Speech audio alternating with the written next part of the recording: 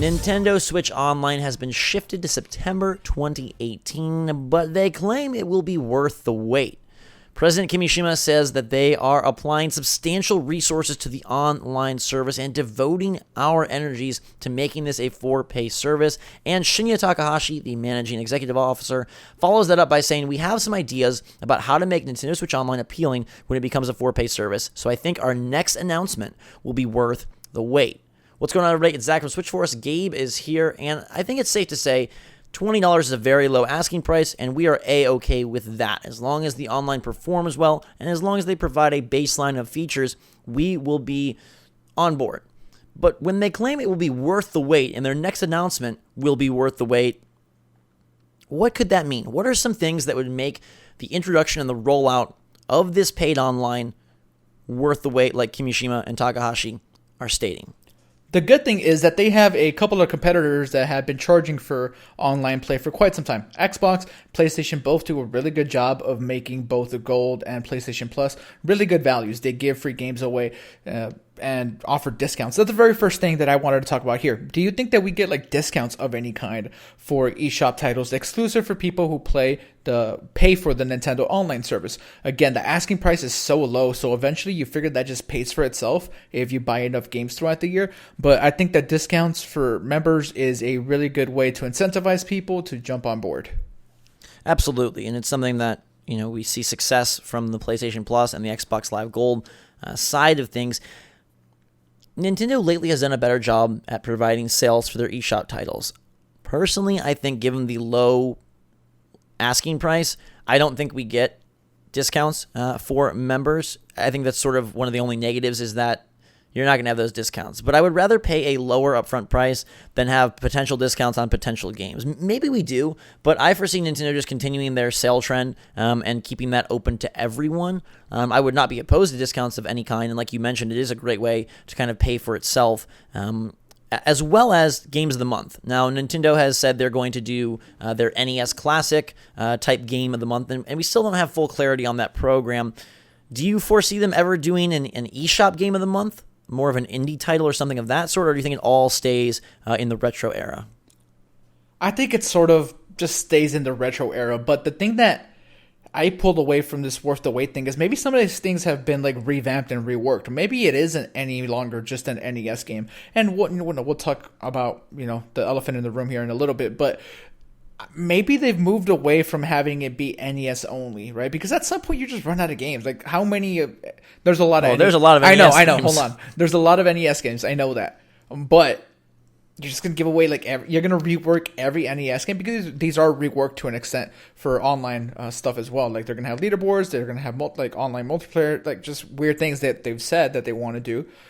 Certain things just don't lend themselves to that. So we'll have to see. I hope that a lot of it has been reworked since it did get pushed back. I don't think that it's the exact same service that was going to be offered months and months and months ago. And now we're just getting it way later with nothing added. So like you mentioned, a free game a month, maybe an indie one that you said, that could be really cool because that's how Rocket League kind of gained popularity. Everybody loves Rocket League, but that game was free for PlayStation Plus for quite some time, and that's how a lot of people first got on board. I know that's how I got on board. So if Nintendo could do something equivalent, that would be really, really good. Absolutely. It'd also be really good if they could incorporate a much stronger and easier method of voice chat, of onboard voice chat.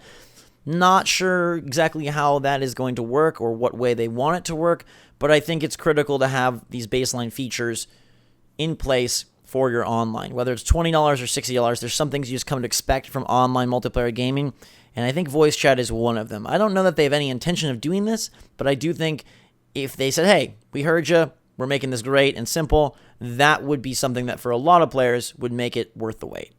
Yes, for you and I, we use Discord. I know a lot of people have kind of moved over to that because the app that Nintendo wants you to use isn't great, to be honest. So a more elegant voice chat system would be great. A party system as well. We had the fake 5.0 leak that showed like a party system where people can just talk to each other even if they're not playing the same game and things like that. That could be really fun.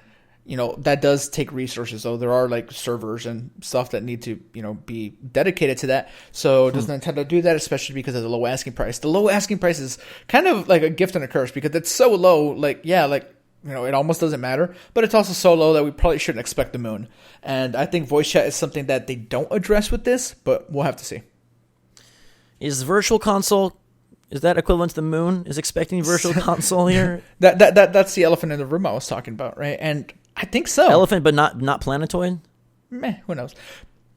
I think, I could be wrong. I think Virtual Console is coming with this online service. I think that if they do the one free game a month thing, it could easily just also include SNES things, maybe even GameCube things. Who knows? That might be asking for way too much, but I hope Virtual Console is coming. Fingers crossed. What do you think?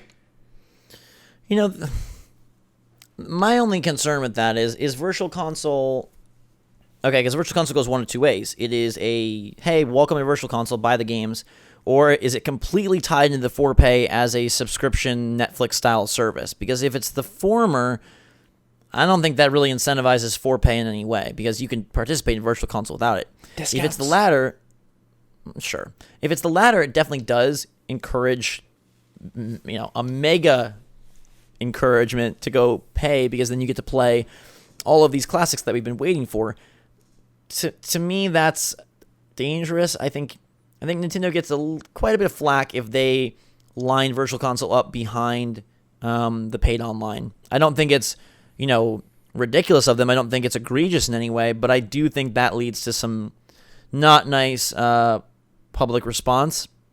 My hope is that Virtual Console will exist, but yeah, maybe by paid online you get free games or you get discounts, that they find a way to.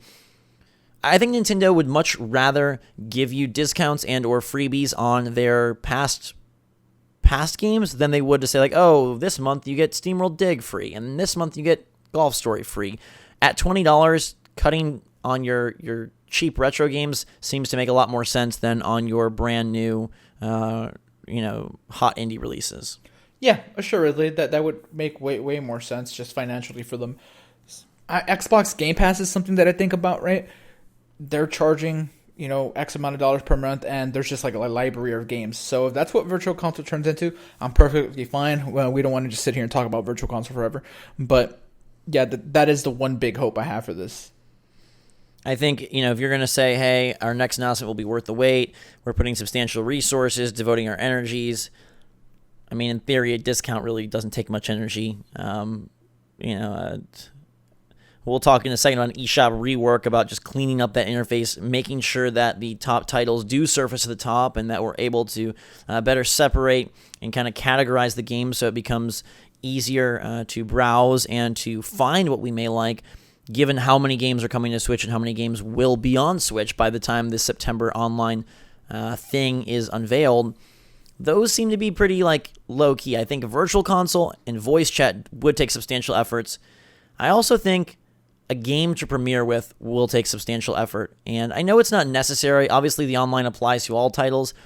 But I think debuting online saying, hey, go pay to play Splatoon 2 and Mario Kart 8 Deluxe, it's not anywhere near as exciting as if you launch alongside a Super Smash Bros. Ultimate Edition or something of that sort that gives players sort of a boost or an incentive to slap on that $20 for the year because there's something new that they want to use it for. Smash makes perfect sense here. Nintendo doesn't always do things that make perfect sense, unfortunately, but, if we had it our way, this was going to happen. Nintendo needs to have Smash on Switch at some point. That's just a fact. And if it is like this ultimate version that people keep talking about, there's rumors about it, you want to go with the there's smoke, there's fire type thing. I think this happens. I really do. Fingers crossed. September would be a good time for Smash, right? September, October, something like that. So if you launch very nearby when this online service is going to be happening, that's another incentive to sign up for this, because that's the only way you're going to be able to play Smash online with your friends. Yeah. I think that's a big one. A smaller one would be the introduction of purchasable themes and icons. Now, this could happen at any time. It was part of that 5.0 leak that ended up being fake. I don't know if this necessarily needs to tie into online, but it would be a good way to group it together and add some extra enthusiasm to the announcement. We've been wanting themes for a while. The dark theme and the light theme are great and fine. In fact, it was interesting that I made a video using the light theme, and people are like, what are you doing? Because just everybody seems to use the dark theme. So getting some variety there would be nice. And some new icons, right? Whether they're game-specific or just purchasable, or Gabe, you had mentioned having a limited set that are free for paying subscribers. Something that adds just more to this package is what we'd like to see. And I think when they talk about, substantial resources and worth the wait, I think of value and I think of fan service, and all of these things kind of tie in, especially Virtual Console. Can we just have it?